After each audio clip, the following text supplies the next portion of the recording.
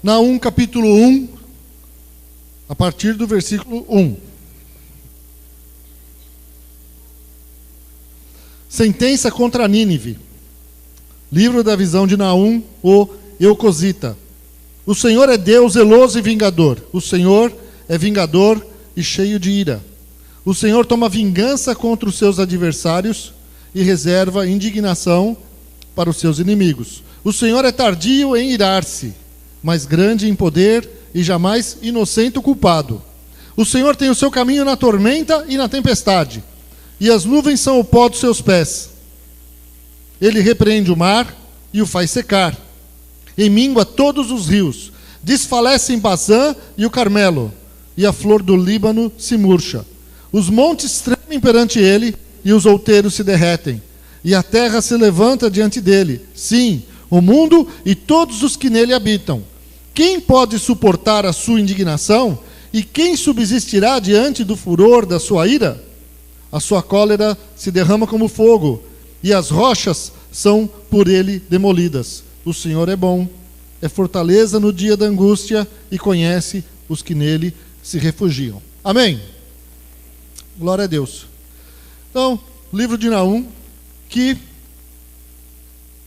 escrito de uma forma poética, ele, no início do seu livro, ele fala de uma forma bem figurada e poética, do grande poder de Deus, da sua grandeza, do seu juízo, né?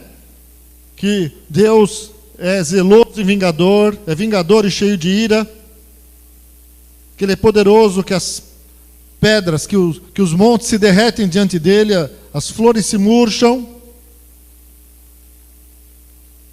a sua cólera se derrama como fogo. E também fala da sua paz, do seu conforto na angústia, de que ele reconhece aqueles que nele se refugiam. Então você vê aqui Naum, no início desse livro, ele vai de um extremo ao outro em poucos versículos, né? Ele fala assim de Deus de uma forma tremenda, mostrando o seu grande poder sobre os elementos da natureza, repreende o mar, e de repente ele fala que Deus é bom. Deus é bom. Ele consola, ele sabe quem se refugia nele.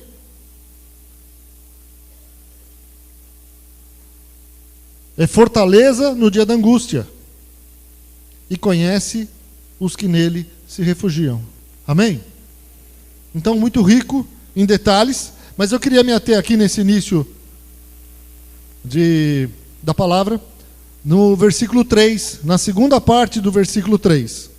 O Senhor tem o seu caminho na tormenta e na tempestade, e as nuvens são o pó dos seus pés.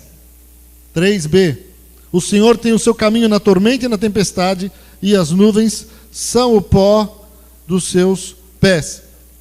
E pensando sobre tempestade, que foi tema de 2 pregações esse ano aqui na igreja, né? Eu preguei uma vez sobre as tempestades, Jesus e as tempestades da vida, e o Sandro uma vez pregou sobre a tempestade.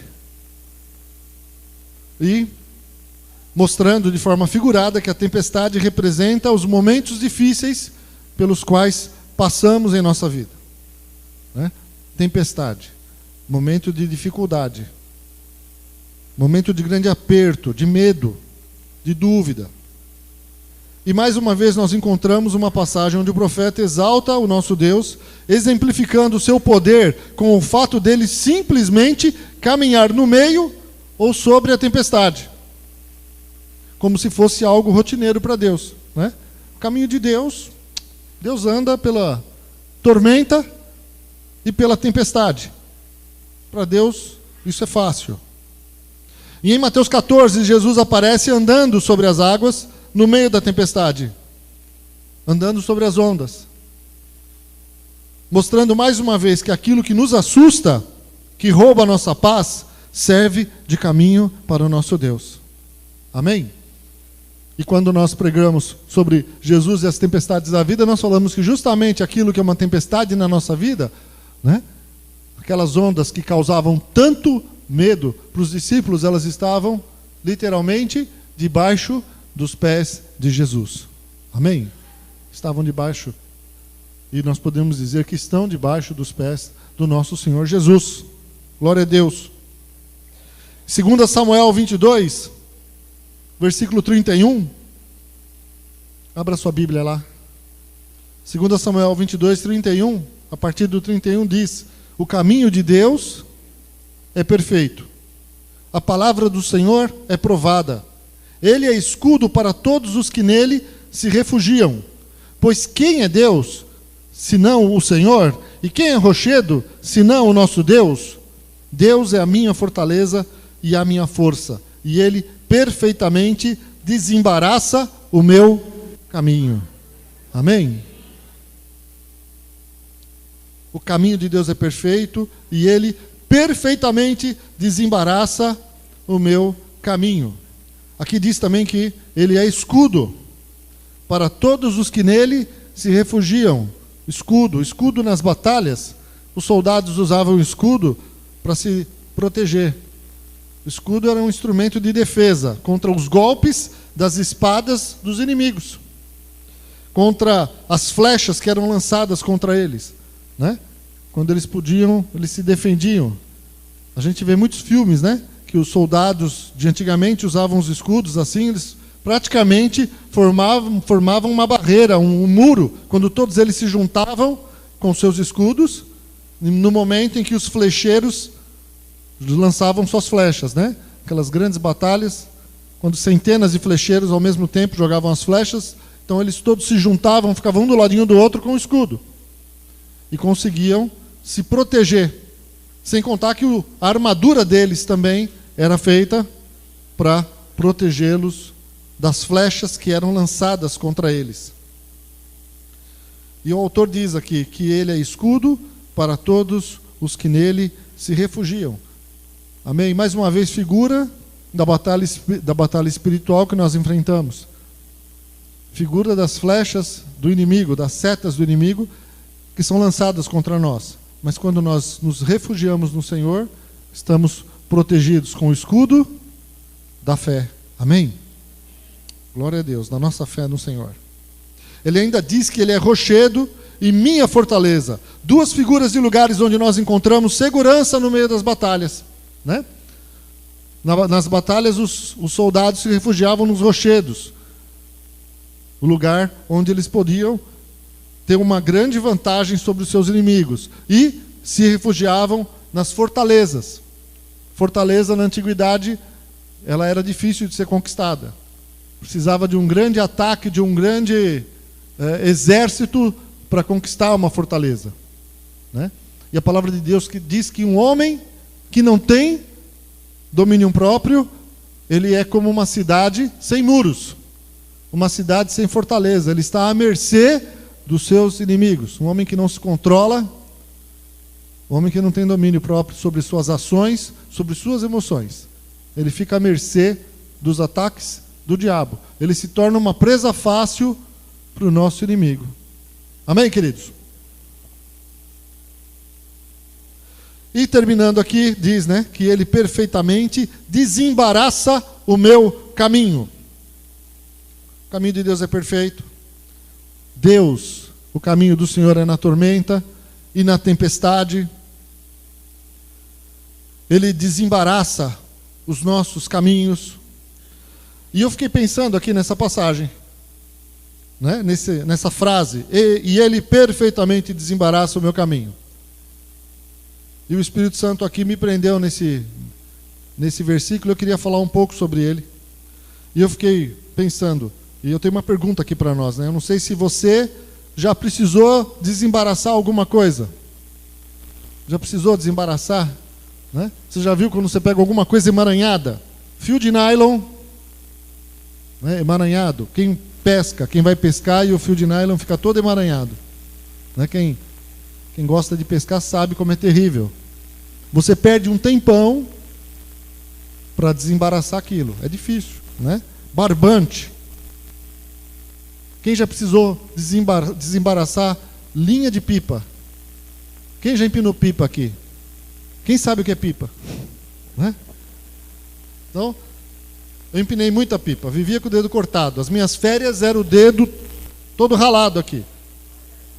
Eu ficava as férias inteiras com um band-aid no dedo, porque eu tive o privilégio de viver num tempo em que a gente brincava na rua.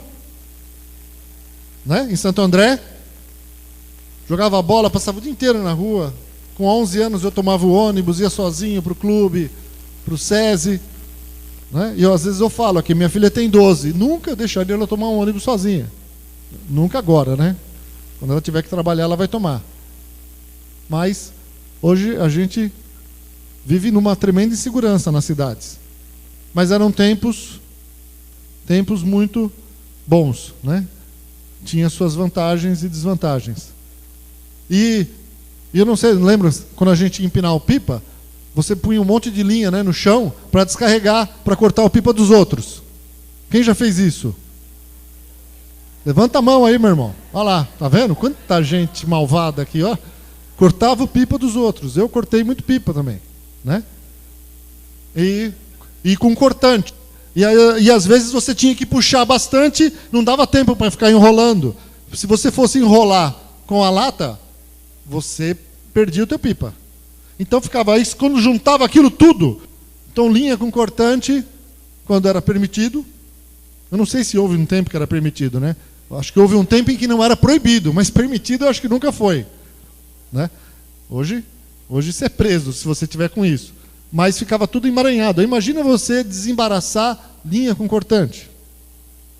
Então, coisas emaranhadas, elas não são fáceis de serem desembaraçadas. E você precisa de paciência. Você perde muito tempo. E eu queria dizer aqui que existem momentos na vida da gente que nos vemos sem rumo, embaraçados, vivendo situações tão complicadas que nos paralisam. E ficamos totalmente impotentes, ficamos embaraçados mesmo. Né? Não sabemos que rumo tomar, parece que você se sente paralisado, impotente, você não sabe o que faz. Situações que fogem ao teu controle, né? E você fica assim, desesperado. Fala, e agora? O que eu faço? Como é que eu saio dessa? Como é que eu resolvo isso? Como é que eu entrei nisso? Como é que eu, um cristão, uma pessoa com tanta experiência, de novo, entrei numa situação dessa? Entrei nessa situação, às vezes, uma mentira que você não devia ter dito, algo que você fez errado, que você não quer que ninguém saiba, e você fica numa situação de aperto, embaraçado mesmo.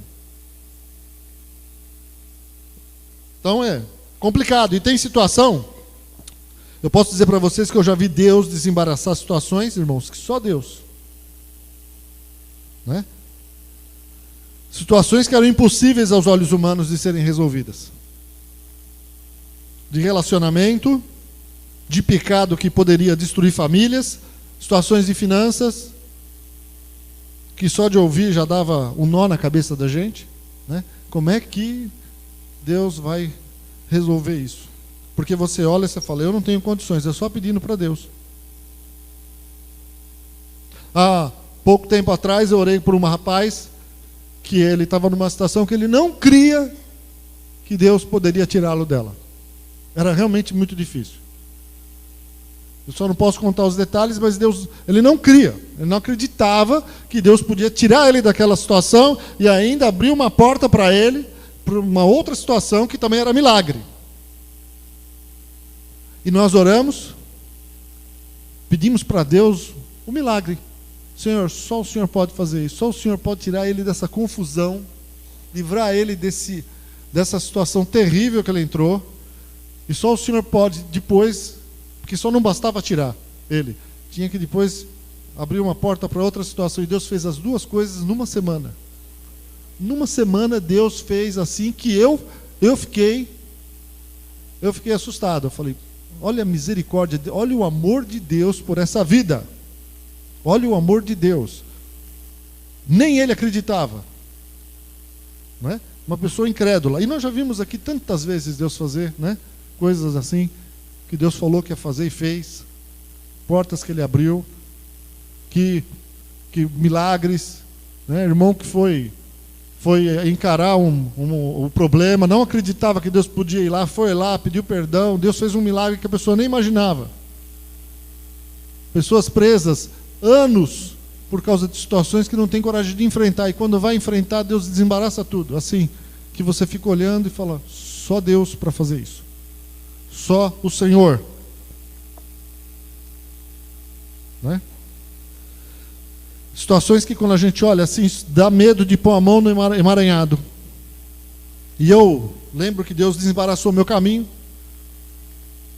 Situações que eu já falei. Em um mês, uma situação de muito emaranhado, de confusão, de dificuldade financeira, de desemprego, de milagre, em tempos de crise nacional. Foi a segunda pior crise que eu me lembro nessa nação, né? Foi no plano Collor, e eu estava desempregado, e sem rumo na vida, casado recente, 2 anos de casado, e pedindo para Deus ter misericórdia, pelo menos da minha esposa.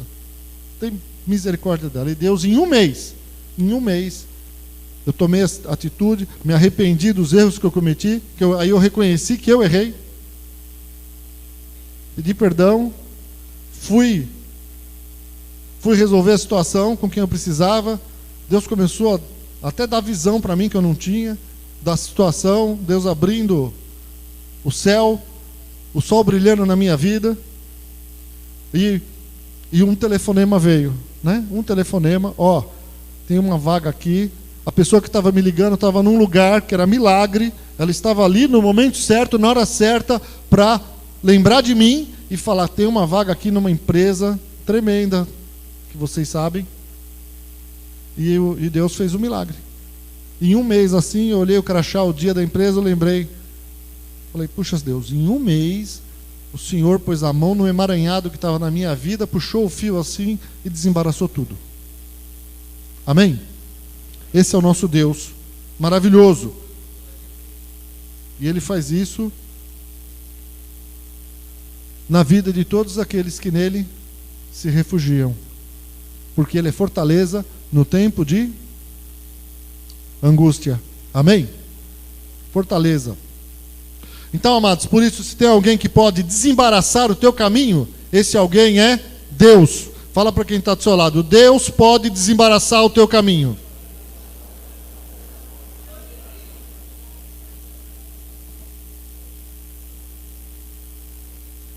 Deus pode desembaraçar o teu caminho.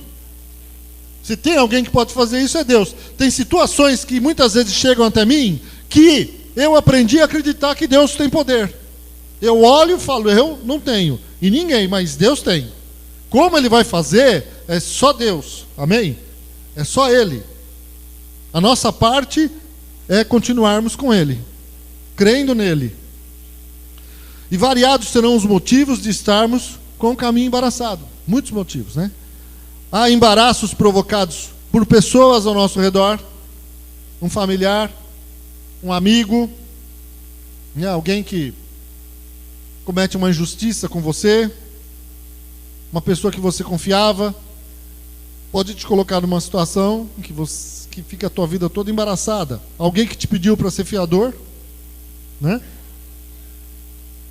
Eu já vi pessoas numa situação muito difícil por ter sido fiador de alguém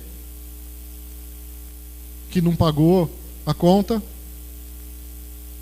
Então, mas Deus tem poder para resolver isso. Amém? Deus tem poder para nos corrigir também. Há embaraços provocados pelas circunstâncias da vida, desemprego, como eu falei agora, fiquei desempregado em 1990. A minha vida ficou toda embaraçada. Crise, enfermidade, morte. Pode embaraçar a nossa vida e nos deixar no momento que você fala, e agora, o que eu faço? Senhor, tem misericórdia de mim. Amém? há embaraços que nós mesmos provocamos, o pecado, caminhos que escolhemos que não são corretos, coisas que você pode vir a fazer que você não deveria ter feito, ou que você fez, e talvez hoje você esteja com a vida toda embaraçada, sem saber como sair disso. Decisões precipitadas, movidas pelo impulso, né? Então pessoas tomam decisões precipitadas por causa do impulso, principalmente quando se trata de finanças, quando se trata de gastar dinheiro, e compram o que não deviam, num momento de impulso. Não, vai dar, mas não fez a conta, né? Não, vai dar, pela fé vai dar. E aí o cheque volta por falta de fé, né? Já viu a história, né? Dá um cheque pela fé, faltou fé, o cheque volta. Então, muitas coisas nos fazem ficar embaraçados. E a palavra de Deus nos ensina como evitar que nosso caminho fique embaraçado. Então, eu não quero demorar muito aqui. Evite os maus conselhos. Primeiro, evite os maus conselhos ou ouça os mais experientes. Amém? 1 Reis 12, de 6 a 11. Nós vemos aqui um jovem fazendo as duas coisas. Não evitou os maus conselhos e não ouviu os mais experientes. 1 Reis 12. Quando Roboão foi colocado como rei, no lugar de seu pai Salomão, no versículo 6, havia uma situação difícil. O povo estava revoltado porque eles estavam vivendo um momento de muito jugo, muita pressão, muitos impostos.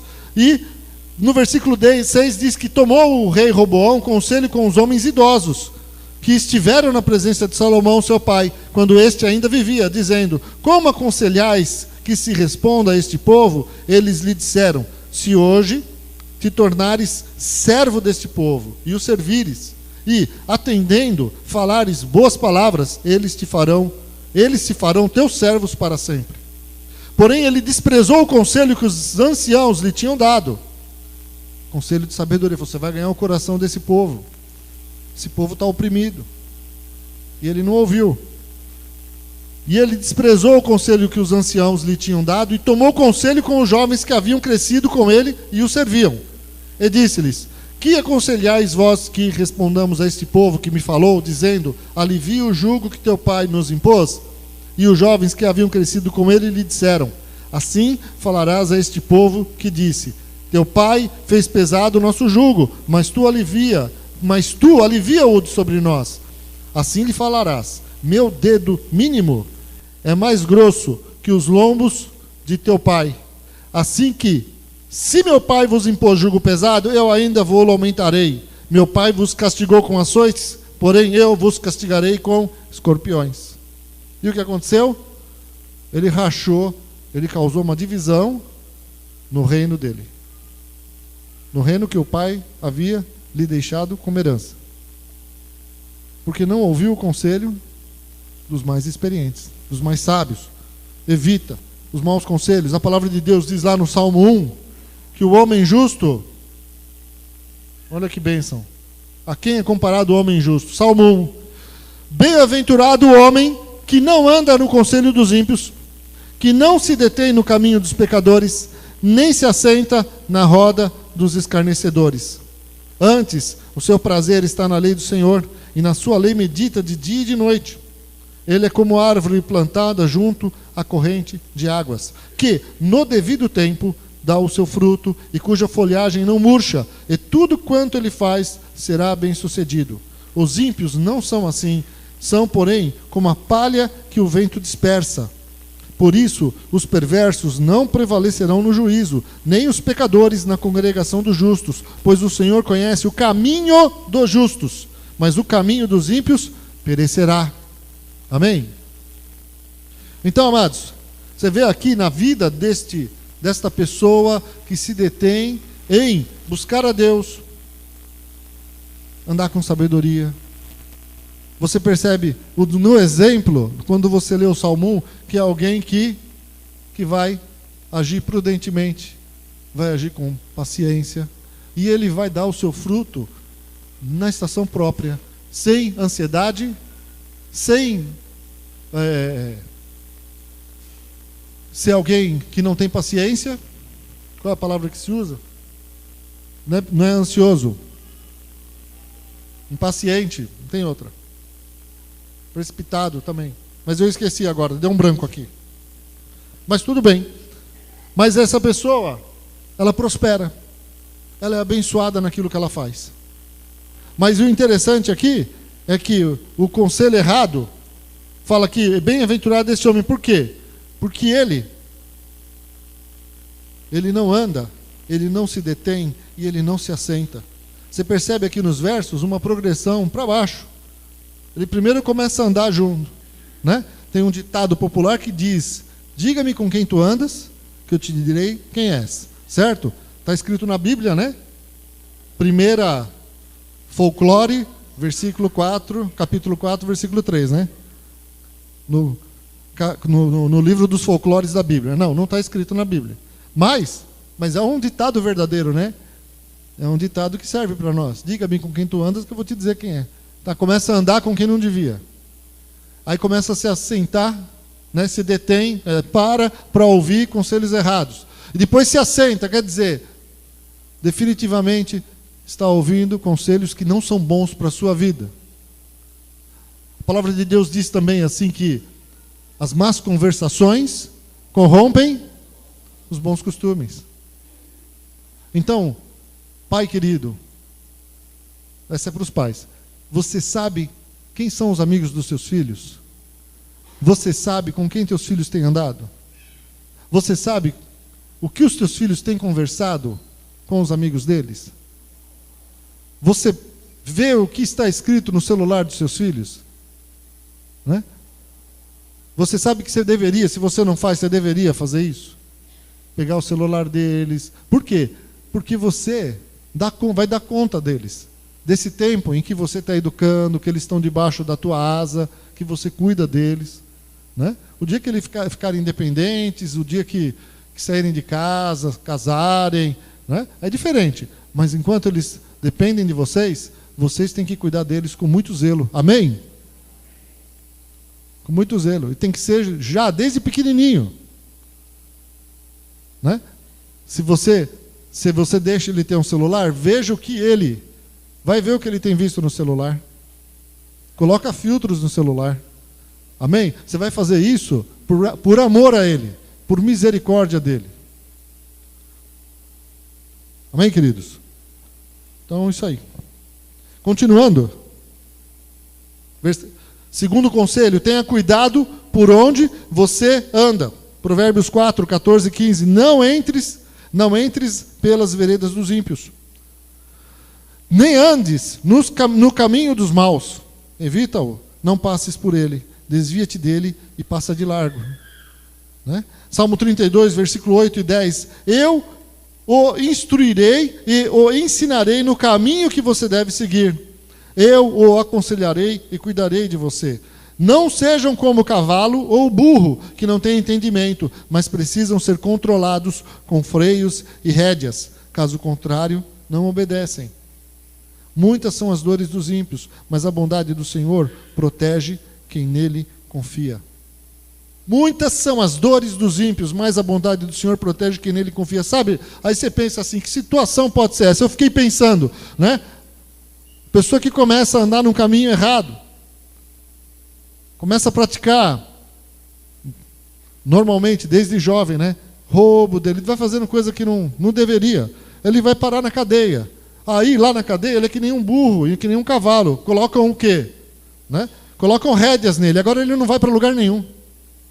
Agora ele vai ter que obedecer. E hoje em dia nós temos visto o quê? Nós temos visto pessoas que fizeram faculdade, cultas, inteligentes, e que usaram a sua cultura, a sua inteligência, as oportunidades que tiveram na sua vida para cometer roubos. Né? Para roubar milhões. Para roubar prefeituras, roubar impostos, se enriquecerem e achavam que nunca iam para a cadeia. E hoje alguns já foram e outros estão morrendo de medo de ir. Alguns já estão lá.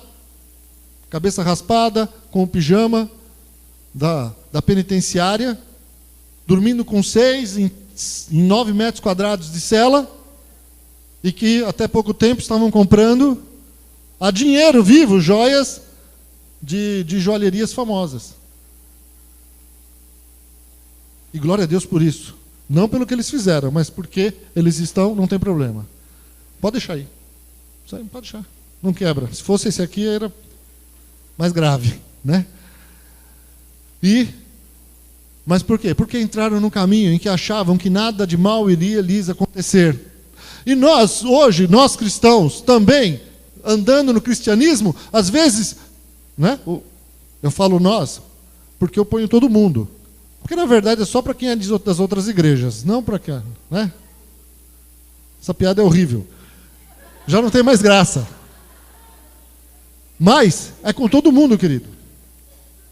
Certo? Se você não vigiar, por isso que a palavra de Deus diz: aquele que está de pé, cuide para que não caia.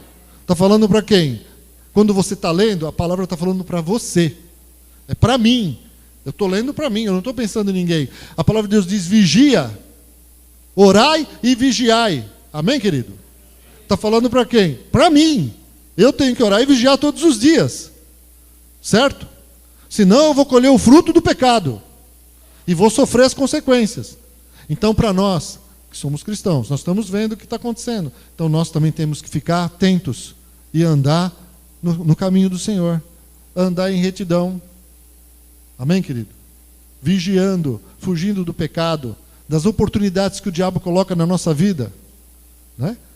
Porque o diabo, ele sabe quais são as nossas fraquezas, as minhas e as tuas. Então nós temos que orar e vigiar todos os dias. Amém? O diabo anda ao redor, bramando como leão, buscando a quem possa tragar. Então, meu irmão, vigia. Glória a Deus. Antigamente, Provérbios 5, versículo 3 a 11. Só que serve para todos nós, principalmente para os jovens. Né? Aqui são conselhos, livro de Provérbios, capítulo 5, conselhos de Salomão para os jovens. Advertência, capítulo 5 de Provérbios, do livro de Provérbios. Advertência contra a lascívia. Versículo 3. Porque os lábios da mulher adulta destilam favos de mel, e as suas palavras são mais suaves do que o azeite. Mas o fim dela é amargoso como absinto, agudo como a espada de 2 gumes. Os seus pés descem à morte, os seus passos conduzem-na ao inferno. Ela não pondera a vereda da vida. Anda errante nos seus caminhos e não sabe. Agora, pois, filho, dá-me ouvidos e não te desvies das palavras da minha boca. Afasta o teu caminho da mulher adúltera e não te aproximes da porta da sua casa, para que não des ao trem a tua honra, nem os teus anos a cruéis, para que dos teus bens não se fartem os estranhos, e o fruto do teu trabalho não entre em casa alheia, e gemas no fim da tua vida, quando se consumirem a tua carne e o teu corpo. Amém, querido? Antigamente, amado, haviam lugares que, nesses tempos, o jovem ou o homem, principalmente o jovem homem, para se prostituir tinha que sair, tinha que procurar, tinha que andar, tinha que ir longe, né? Se ele queria fazer coisa errada, tinha que ir na banca de jornal. Não é verdade? Então, ele tinha que... Hoje, ele anda nesses caminhos dentro de casa, dentro do quarto dele. Então, ele tem que vigiar, amém? Porque são caminhos de morte. Amém, queridos? Hoje a internet é uma porta para aquilo que para você ver, você tinha que ir longe, agora ela vem dentro da tua casa, de grátis. Né? Então, a tecnologia traz benefícios, mas traz perigos também, se você não souber usá-la de forma correta. Amém, queridos? Cuidado com cuidados com os negócios dessa vida. 2 Timóteo 2, versículo 4.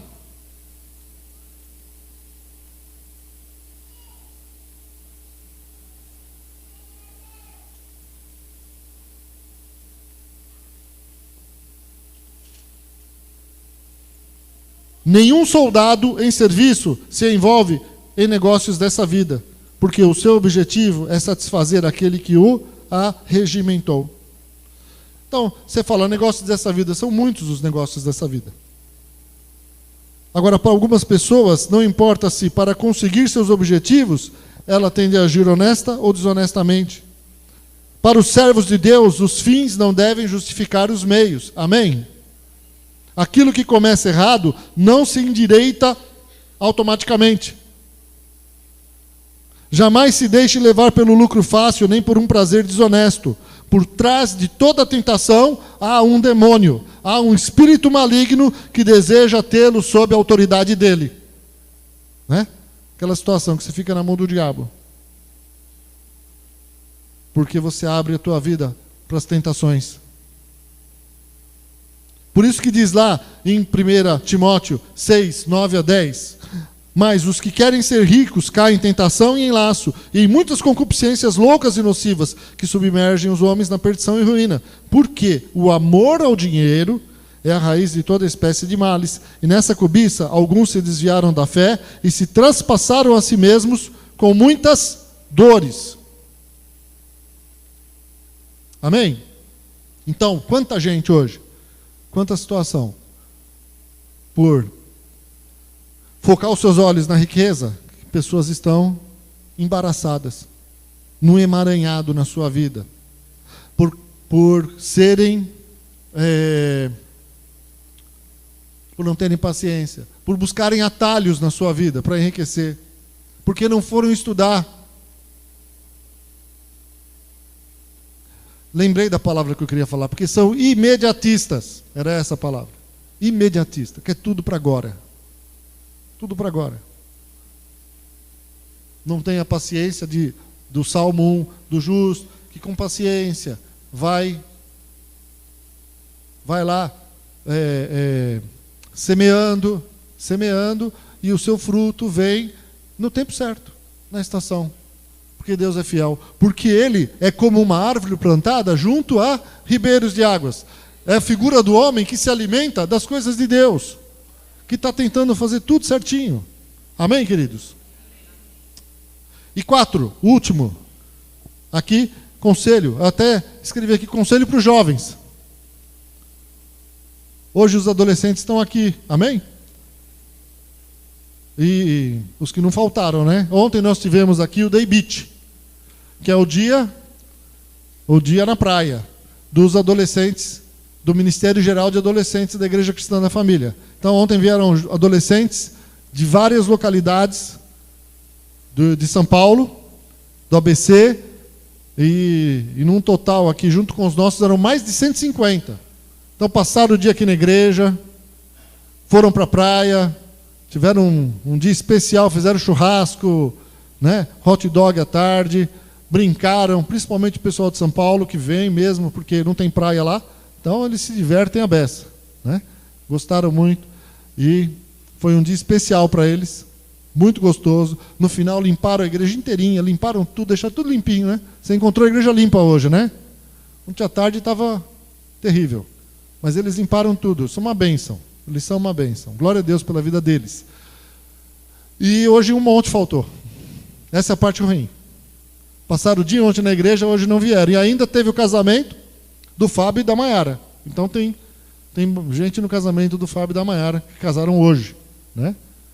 Mas glória a Deus por isso. Muitos adolescentes acho que foram lá também, que fazem parte do ministério infantil.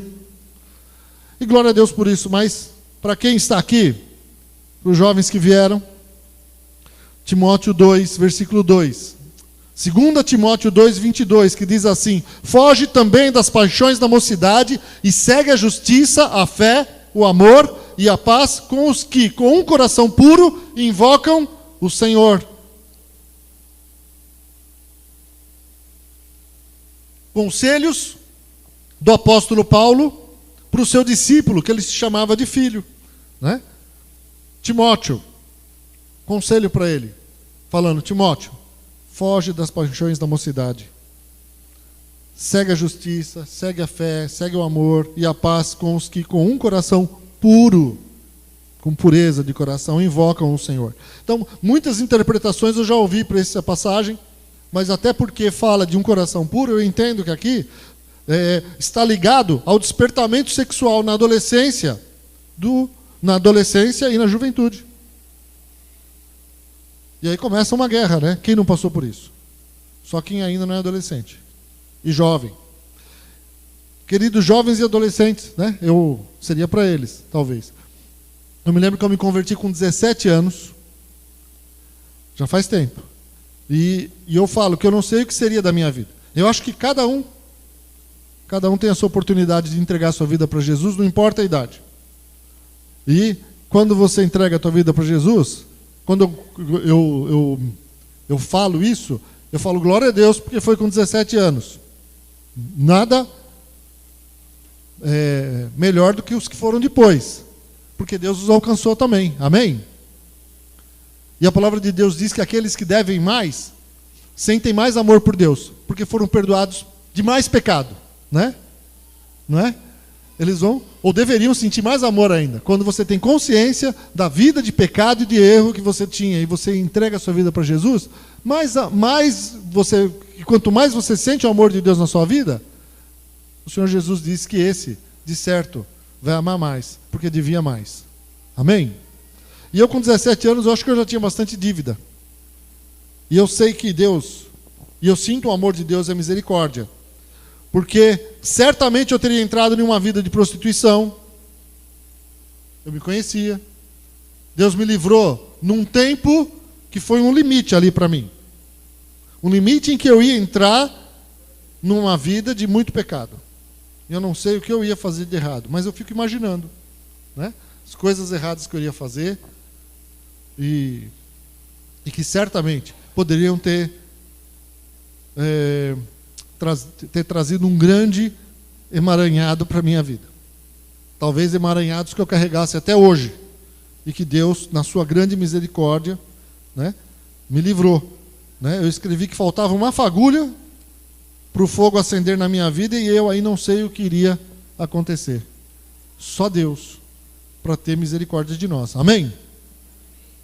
E eu vi durante muitos anos muitos jovens, muitos adolescentes muito firmes com Jesus. Né? Desculpa aqui o muito. Mas estavam firmados em Cristo.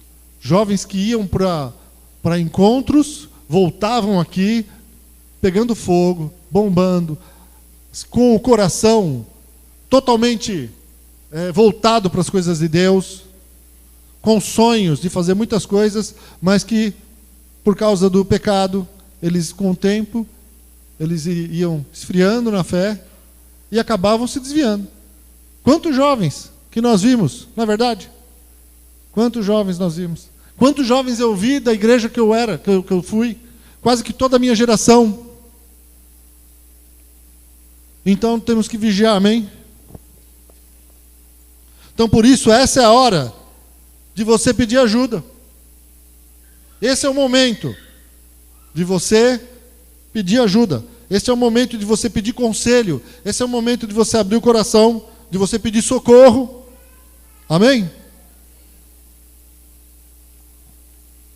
Senão, você pode correr o risco de abrir mão de muitas coisas para satisfazer sua carne e ter decepções e frustrações na sua vida.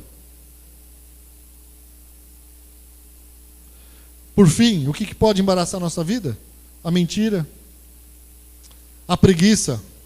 Né? Quantas passagens da palavra que nos falam sobre a preguiça? Vai ter com a formiga preguiçoso. O preguiçoso deseja e não alcança. O orgulho. A palavra de Deus diz que o orgulho precede o quê? A ruína. O orgulho precede a ruína. Devemos ser humildes, amém, queridos? Devemos ter um coração humilde, devemos aprender a pedir perdão. Devemos aprender a reconhecer nossos erros, as nossas falhas. A procrastinação. Procrastinação é deixar as coisas para amanhã. Né? As pessoas vão falando, olha, faça isso, faça aquilo. vai pondo tua vida em ordem, e você vai deixando, não põe, não faz, e muitas outras coisas podem embaraçar a nossa vida. A palavra de Deus diz lá em Isaías 55, versículo 6,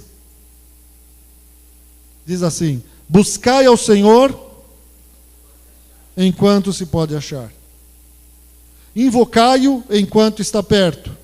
Deixe o ímpio o seu caminho, e o homem maligno os seus pensamentos, e se converta ao Senhor, que se compadecerá dele. Torne para o nosso Deus, porque grandioso é em perdoar. Diz para quem está do seu lado: Deus é grandioso em perdoar. Sabe por quê? Porque nós precisamos de perdão. E continuo: porque os meus pensamentos não são os vossos pensamentos, nem os vossos caminhos os meus caminhos, diz o Senhor. Porque assim como os céus são mais altos do que a terra, assim são os meus caminhos mais altos do que os vossos caminhos, e os meus pensamentos mais altos do que os vossos pensamentos. Isaías 55, 6 a 9. Glória a Deus. Vamos ficar de pé? Fica de pé. Como está o teu coração? Como está a tua mente? Né? Mas eu sei que Deus pode desembaraçar a sua vida. Amém?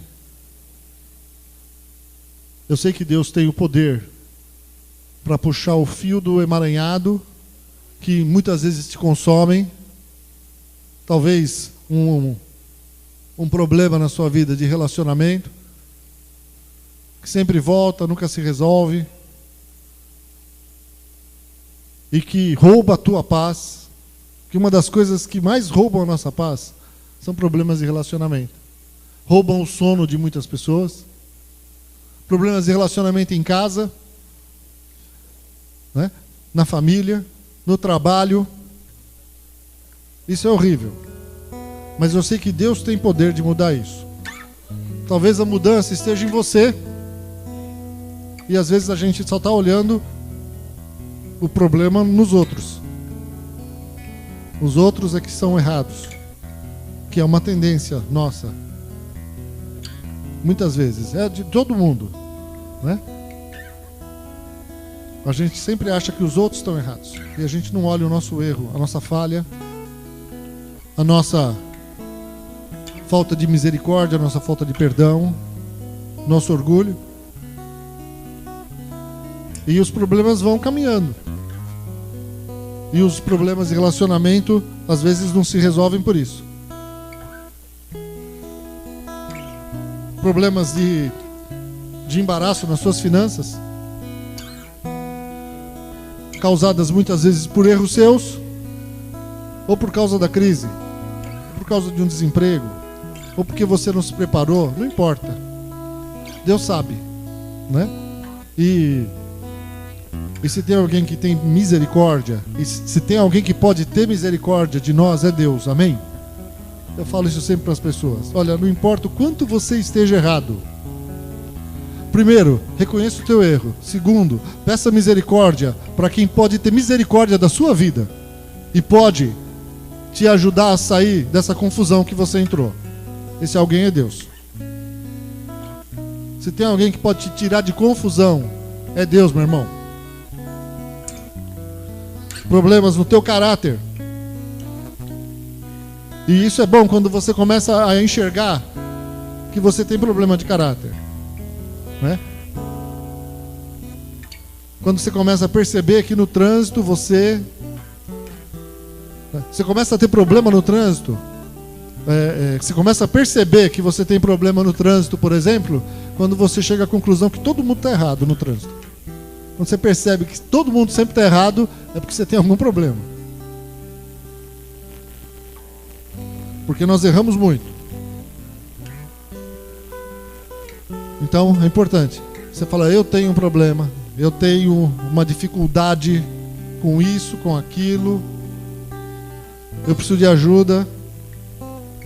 eu não posso ver uma internet na minha frente, eu preciso de socorro. Então quando você começa a pedir ajuda, Deus começa a pôr a mão no fiozinho que está emaranhado, Ele começa a puxar. E vai desembaraçando tudo. Amém, querido? E você vai saindo da mão do diabo. Você não fica na mão de Satanás. Tem pessoas que vivem escravas do pecado na igreja, com dúvida se um dia vão se encontrar com Jesus, mas não tomam atitudes para ser libertas do pecado. Não procuram ninguém para pedir ajuda. Deus quer desembaraçar a sua vida. Aleluia. Deus quer dar o fim que você espera, conforme está lá em Jeremias 27. Você precisa de que Deus desembarace na sua vida numa causa impossível. E só Deus pode fazer o impossível, amém? Só Deus, meu irmão. Nós podemos pedir e clamar, como eu já falei, né? E um embaraço pode ser algo que fugiu ao seu controle. Uma enfermidade. Eu tenho acompanhado pessoas enfermas, né, no hospital, e que fugiu ao controle dela. O câncer, onde o médico já disse que não tem mais jeito. Só Deus. Só a misericórdia do nosso Deus. Amém? Então é algo que às vezes vem e embaraça a sua vida. Uma decepção grande. Deus tem poder para começar a desembaraçar isso. Nós precisamos pedir para Ele. Nós precisamos reconhecer: Senhor, desembaraça a minha vida, por favor. Tem misericórdia, Senhor. Não há luta, meu irmão, que dure para sempre. Amém? Não há deserto que dure para sempre. Deus tem o refrigério para você. Não há provação que vai durar eternamente. Deus tem poder para te curar. Curar o teu coração, curar as tuas emoções, curar a tua vida. Porque Ele é bom, Ele é misericordioso. Então, queria que você fechasse seus olhos. E se você, meu irmão, quiser sair do seu lugar e vir aqui e dizer para o Senhor: eu tenho um embaraço na minha vida, Senhor, e eu preciso que o Senhor desembarace isso. Tem misericórdia de mim. Sai do seu lugar e vem aqui, meu irmão. Amém? Vem pedir para Jesus puxar essa linha e começar a desembaraçar isso que tem te afligido, que tem te atormentado. Isso, pode vir. Venha mesmo. Nós vamos orar, pedir misericórdia para Deus. Pedir misericórdia. Vamos falar para o nosso Deus.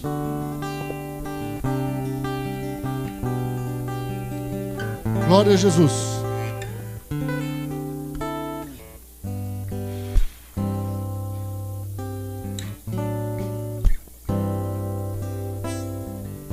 Amém.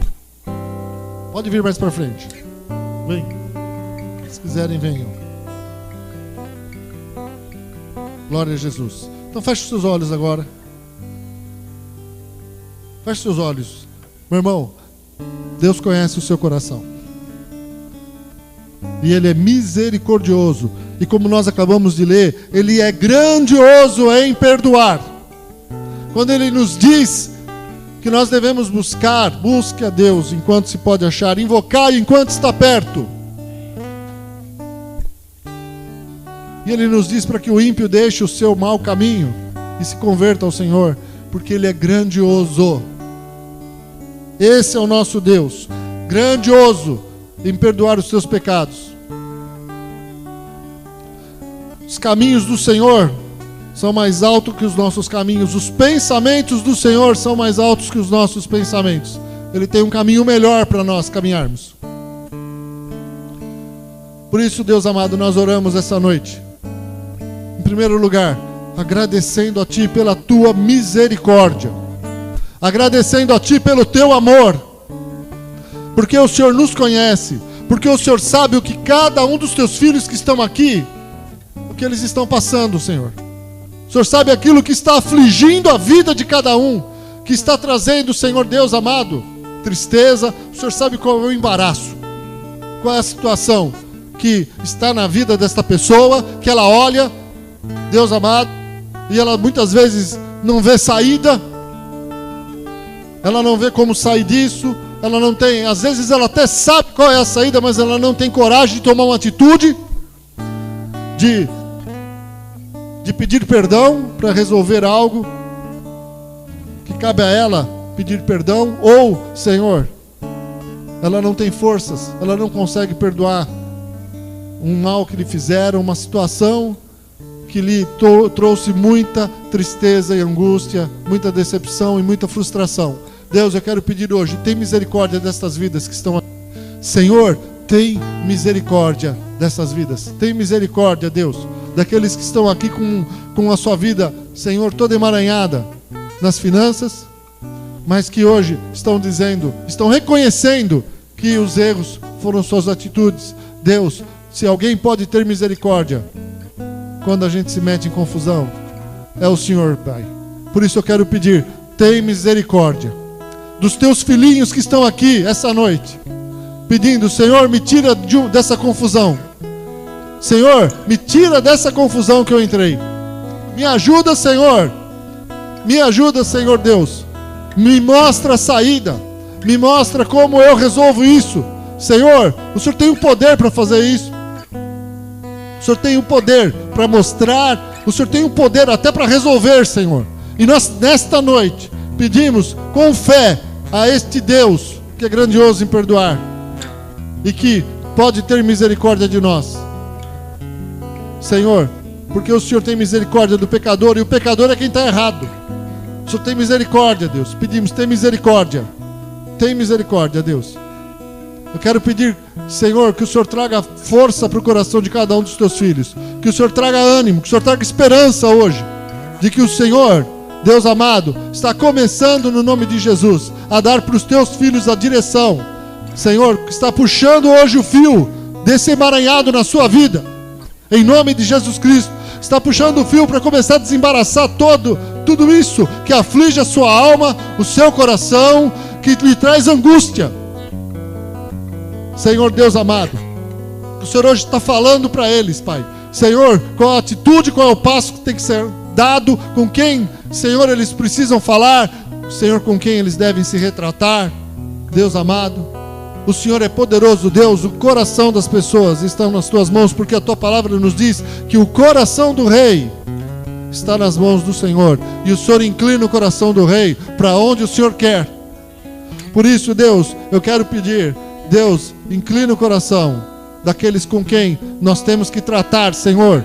Corações endurecidos, corações, Senhor, tristes, Deus, corações decepcionados.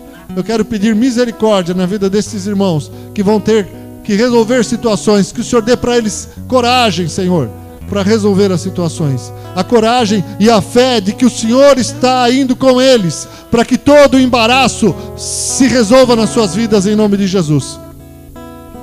Em nome de Jesus, Senhor, eu quero pedir hoje por aqueles que estão aqui e estão hoje, Senhor, emocionalmente no embaraço na sua vida, emocionalmente. Senhor, puxa esse fio hoje, cura esse coração, coloca nesse coração, nesses corações hoje, a alegria do teu Espírito Santo, porque a tua palavra nos diz, Senhor, que só o Senhor pode nos dar uma alegria sobrenatural, e só o Senhor pode nos dar uma paz sobrenatural, que excede o nosso entendimento. Eu peço essa noite, na tua infinita misericórdia, traz paz para todos aqueles que estão aqui hoje, emocionalmente, Senhor Deus, se sentindo sem paz, com o seu sono roubado. Pessoas que perderam o chão, Senhor, que não sabem como será o seu futuro. Pai Santo, o Senhor tem um futuro para cada um dos teus filhos aqui. O Senhor tem um futuro, Pai. O Senhor tem propósitos para cada um deles. E eu peço essa noite, fala com eles essa noite. Fala com eles. Traz paz aos seus corações esta noite. Traz esperança a todos esses corações. Traz a tua alegria, Senhor. É o que nós te pedimos em nome de Jesus Cristo, crendo que o Senhor ouviu a nossa oração. Amém e amém. Amém. Vamos dar uma salva de palmas para Jesus. Aleluia. Louvado seja o nome do Senhor.